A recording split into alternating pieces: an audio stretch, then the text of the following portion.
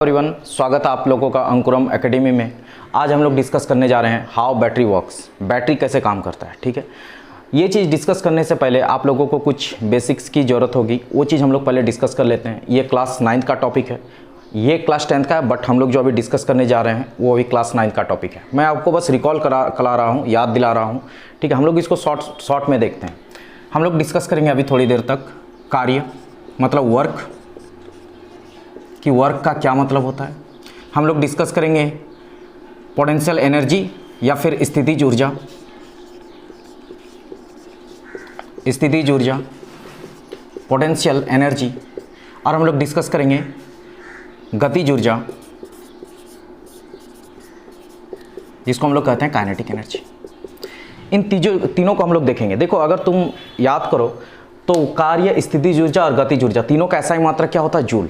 ठीक है, चाहे ऊर्जा हो या कार्य हो, SI मात्रक जूल होता है। तो सोचो, तीनों का SI मात्रक जूल है, तो क्या तीनों में कुछ समानता होगी?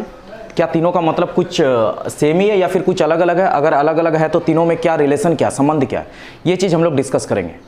चलो स्टार्ट करते हैं हम लोग कार्य से। कार्य किसको कहते हैं? देखो, कार्य क्या मेरा क्या होता है, जैसे अगर तुम इसको देखते हैं हम लोग, ये मेरे हाथ में दिखाई दे रहा है एक पेन है।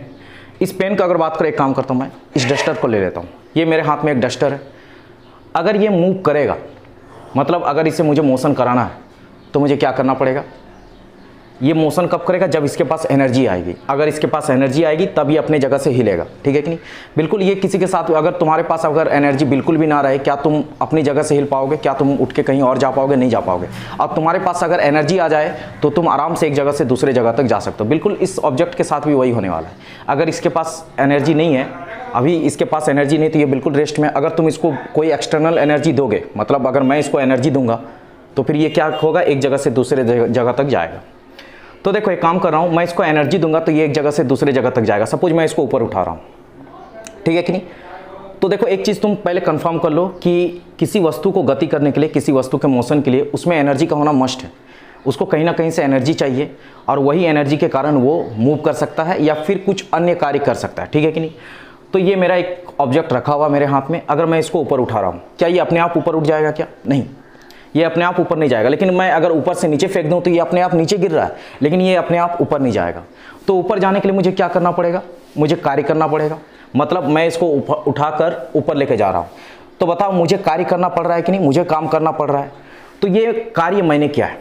ठीक है कि नहीं? मान लेता हूं मैंने 10 जूल कार्य किया, क्योंकि जूल मेरा, मैंने पहले ही बताया था, ये SI मात्रक होता कार्य का। मैंने 10 जूल कार्य किया, जिसके कारण ये जो ऑब्जेक्ट है, ये डस्टर है, ये ऊपर उठ गया। ठीक है, अगर मैं अब इसको छोड़ देता हूं तो ये क्या होगा? ये नीचे गिर जाएगा। तो ये नीचे क्यों गिर रहा? हमने जस्ट अभी कहा कि किसी चीज को गति करने के लिए उसमें एनर्जी का होना मस्ट है। तो बताओ, इसके पास एनर्जी आया कहां से?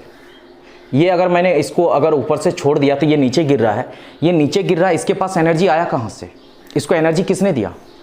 तो देखो, बेसिकली क्या होता है, जब मैंने ये कार्य किया, मैंने वर्क किया, तो मैंने जितना वर्क किया, ये वर्क इस वस्तु में पोटेंशियल एनर्जी के रूप में या स्थितिज ऊर्जा के रूप में समाहित हो जाती है, मतलब इसके अंदर रह जाती है। ठीक है कि नहीं?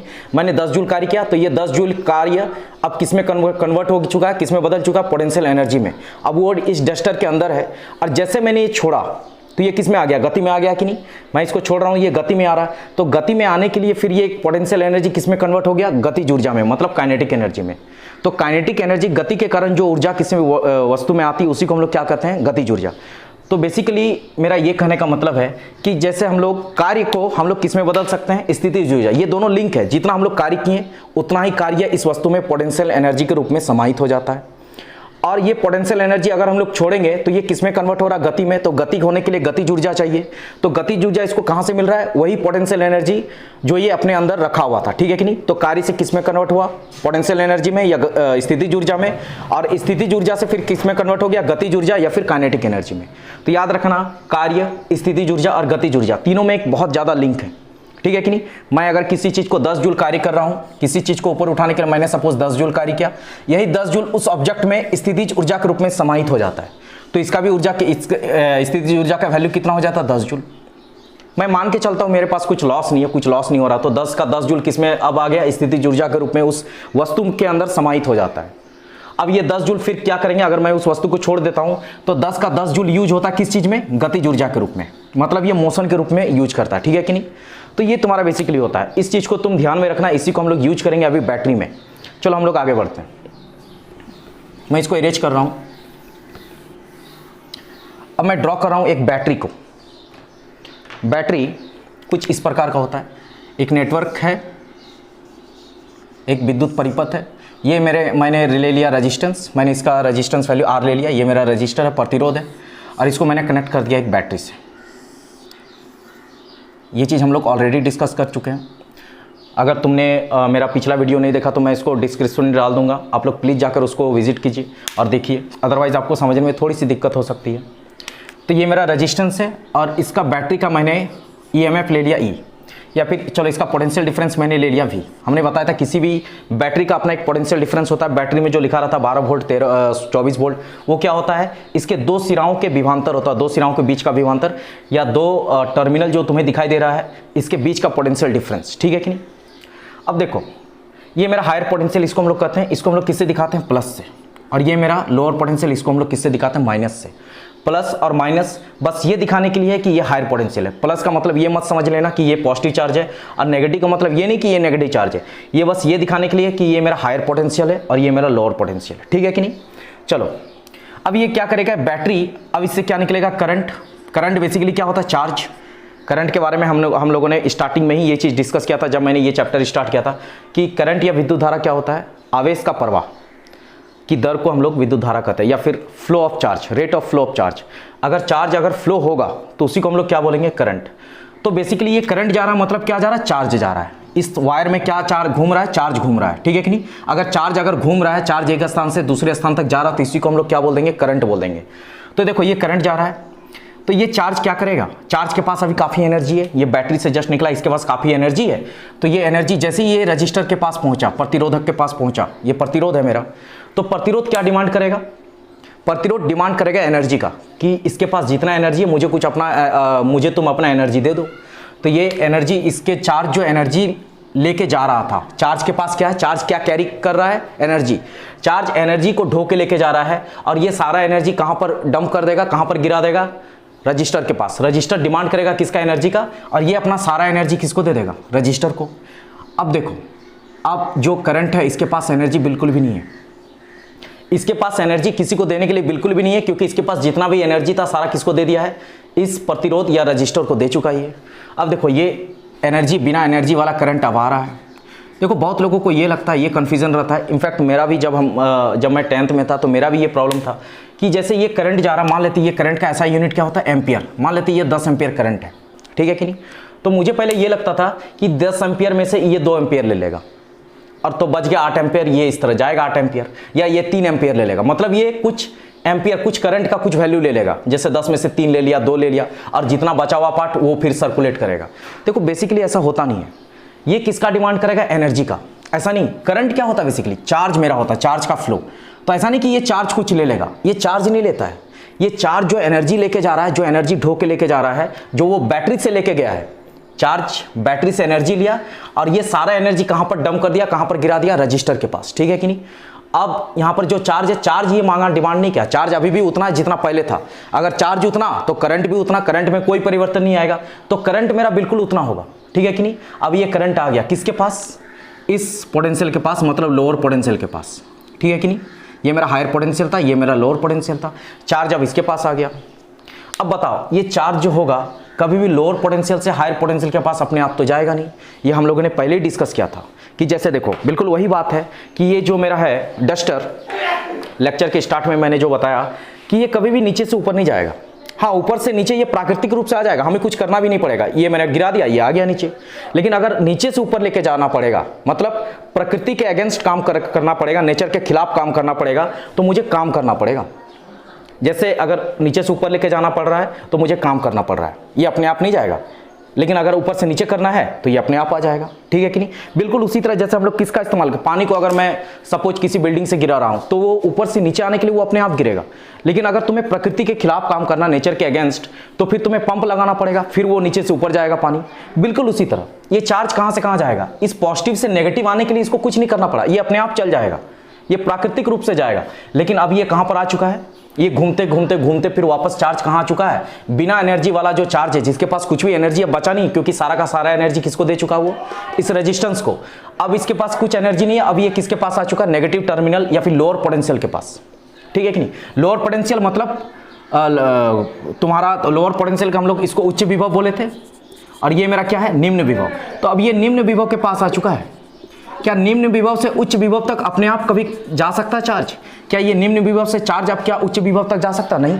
बिल्कुल उसी तरह उच्च विभव से निम्न विभव तो आसानी से चला गया, लेकिन निम्न विभव से उच्च विभव नहीं जा सकता, क्योंकि ये प्रकृति के खिलाफ हो गया, नेचर के अगेंस्ट। अब मैंने पहले ही बताया, अगर ये नेचर के अगेंस्ट अगर तुम्हें लेके जाना है, नेचर के अगेंस्ट कुछ भी करना है, तो तुम्हें काम करना पड़ेगा, मतलब तुम्हें अपनी एनर्जी देनी पड़ेगी। तो नेचर के अगेंस्ट फिर ये क्या करना पड़ेगा, मुझे उठाकर इसको यहाँ से यहाँ लेके जाना पड़ेगा। समझ में आ रहा है? मैं जो काम करूँगा, मतलब ये लोअर पोटेंशियल से हायर पोटेंशियल तक ले जाने के लिए मुझे काम करना पड़ेगा। ये अपने आप नहीं जाएगा, कहीं ना कहीं से एनर्जी तुम्हें देना पड़ेगा। और वो एनर्जी कौन देता है? बैटरी देता है। बैटरी इस चार्ज को, वही चार्ज जो एकदम अपना सारा एनर्जी इसको देकर अभी अभी आया है, अब इसके पास कुछ भी एनर्जी बचा नहीं, अब ये किसके पास, बैटरी के पास आके क्या बोलेगा, मुझे चार्ज, मुझे एनर्जी दे दो। ये एनर्जी का डिमांड करेगा किसके पास? बैटरी के पास। अब बैटरी इस चार्ज को लेके जाएगा हायर पोटेंशियल के पास, और बैटरी चार्ज को अपने आप हायर पोटेंशियल के पास नहीं लेके जाना पड़ेगा, इसको बैटरी को क्या करना पड़ेगा, काम। क्योंकि लोअर पोटेंशियल से हायर पोटेंशियल पे जाना ये मेरा प्रकृति के खिलाफ है, नेचर के अगेंस्ट है, ये अपने आप नहीं होगा, इसको बैटरी इसके लिए क्या करेगा, काम। और बैटरी जो भी काम किया, जो भी वर्क करेगा बैटरी, वो सारा किस में समाहित हो जाएगा, एनर्जी उस चार्ज में। बिल्कुल उसी तरह जैसे मैंने बताया था कि इस डस्टर को अगर मैं नीचे से ऊपर लेके जाता हूं तो मुझे क्या करना पड़ा, प्रकृति के खिलाफ काम करना पड़ा। तो ये मैंने वर्क किया और सारा वर्क किस में समाहित हो गया, पोटेंशियल एनर्जी के रूप में, किसमें, इसमें। ठीक है कि नहीं? अब यही पोटेंशियल एनर्जी गति करने में यूज होगा। तो बिल्कुल इसी तरह ये लोअर पोटेंशियल से हायर पोटेंशियल तक बैटरी को ले जाने में क्या करना पड़ा, बैटरी को काम, वर्क करना पड़ा। और वो वर्क जितना भी किया, सपोज बैटरी ने 10 जूल वर्क किया इसको, चार्ज को लोअर पोटेंशियल से हायर पोटेंशियल तक लाने में, तब वो सारा वर्क किस में समाहित हो गया, चार्ज में। जैसे यहां पर सारा वर्क किस में समाहित हो गया था, डस्टर में, जिसको हम उठा रहे हैं, पूरा वर्क उसी में समाहित हो जा रहा पोटेंशियल एनर्जी के रूप में। अब ये सारा का सारा वर्क किस में समाहित हो गया, चार्ज में, एनर्जी के रूप में। ठीक है कि नहीं? अब चार्ज के पास क्या आ चुका है, एनर्जी, और चार्ज अब हायर पोटेंशियल के पास भी आ चुका है और चार्ज के पास एनर्जी भी मिल गया, बिल्कुल पहले जैसा। अब वो फिर से वही गलती करेगा, वो जाएगा, अब चार्ज के पास एनर्जी है, दौड़ के जाएगा और ये अपना सारा एनर्जी किसको दे देगा, रेजिस्टेंस को। फिर वापस अब इसका सारा एनर्जी रेजिस्टेंस ले लिया, अब इसके पास कुछ भी बचा नहीं, फिर वापस आएगा ये किसके पास, लोअर पोटेंशियल के पास, और फिर क्या बोलेगा बैटरी से कि मुझे एनर्जी दे दो। बैटरी फिर क्या करेगा, फिर इसको नेगेटिव से हायर पोटेंशियल के पास लेके जाएगा, लोअर पोटेंशियल से हायर पोटेंशियल। लेकिन लोअर पोटेंशियल से हायर पोटेंशियल अपने आप तो जाएगा नहीं, उसके लिए बैटरी को काम करना पड़ेगा। और बैटरी जो काम करेगा वो सारा एनर्जी किस में समाहित हो जाएगा, पोटेंशियल एनर्जी के रूप में, किस में, चार्ज में। और वही पोटेंशियल एनर्जी का यूज करेगा चार्ज दौड़ने में, मतलब दौड़ने में, गति में होने में, और चार्ज की गति होने को ही तो हम लोग करंट बोलते हैं। तो ये सारा ऊर्जा चार्ज जो है ये जाएगा वापस, फिर से वही गलती करेगा, रेजिस्टेंस के पास अपने सारा एनर्जी दे देगा, और फिर ये बिना एनर्जी वाला चार्ज आएगा, और फिर से ये क्रम चलता रहेगा इसी तरह से। ठीक है? और ये जो क्रम चलेगा ये कब तक चलेगा, जब तक बैटरी, जब इसके पास आ जाए चार्ज इसके पास, और जब बैटरी से डिमांड करेगा ऊर्जा, जब तक बैटरी ये ना बोल दे कि मेरा सारा ऊर्जा अब खत्म हो चुका है, अब मेरे पास कुछ भी तुम्हें देने के लिए कुछ बचा नहीं है। तो अब इसको हम लोग क्या बोलेंगे, इस स्थिति को हम लोग क्या बोलेंगे कि बैटरी मेरा डिस्चार्ज हो गया, बैटरी के पास अब एनर्जी बचा नहीं है, तो बैटरी डिस्चार्ज हो गया। तो देखो इसमें क्या क्या तुम्हें सीखने को मिलता है। पहला कि ये जो चार्ज, ये जो बैटरी है ये क्या स्टोर करता है, एनर्जी को स्टोर करता है। ये बैटरी एनर्जी को स्टोर करता है, चार्ज को स्टोर नहीं करता है। बैटरी एनर्जी का भंडार है, क्योंकि तुम्हें दिखाई दे रहा था कि जब जब चार्ज आ रहा था मेरा बैटरी के पास एनर्जी, तब तक उसको बैटरी उसको तब तक एनर्जी दे रहा था। तो चार्ज को हम लोग, बैटरी को हम लोग क्या मान सकते हैं, एनर्जी का भंडार, ऊर्जा का भंडार है ये, मतलब जितना ऊर्जा मांगो ये देते रहेगा। ठीक है कि नहीं? और ये जो मेरा चार्ज जो जा रहा, मतलब करंट जो जा रहा है, ये चार्ज मेरा क्या है, ये काम कर रहा है मेरा ट्रक का। ठीक है कि नहीं? ये एक ट्रक जैसा काम कर रहा है जो आया, और ये रेजिस्टेंस किसका काम कर रहा है, ये तुम्हारा डम, मतलब गोडाउन में, जहां पर ट्रक को अनलोड करना है। तो बिल्कुल उसी तरह से सोचो, ये ट्रक चार्ज है, ये एनर्जी लेके जा रहा है, ट्रक में क्या भरा हुआ, एनर्जी। ट्रक हम लोगों ने किसको माना है, चार्ज को। तो चार्ज एनर्जी लेके जा रहा है, और एनर्जी लेके जा रहा है मतलब ट्रक एनर्जी लेके जा रहा है, और कहां पर डंप कर दिया, अनलोड कहां पर कर दिया, यहां पर सारा अपना एनर्जी गिरा दिया, और फिर खाली ट्रक, मतलब खाली चार्ज बिना एनर्जी वाला आ रहा है। फिर इसके पास कहां पर पहुंच गया, गोडाउन में, मतलब एनर्जी का भंडार है। अब ये फिर बैटरी क्या देगा इसको, ऊर्जा दे दिया, क्योंकि इसके पास तो कोई कमी नहीं है। फिर ये ऊर्जा ट्रक लेके जाएगा, फिर इसको अनलोड कर दिया ट्रक, फिर खाली ट्रक आ रहा है, फिर इसी तरह सिलसिला मेरा चलता रहेगा। कब तक चलेगा? जब तक मेरा भंडार खत्म नहीं हो जाता। तो भंडार जब खत्म हो गया मतलब एनर्जी खत्म, उस वक्त हम लोग क्या बोलते थे कि बैटरी मेरा डिस्चार्ज हो गया।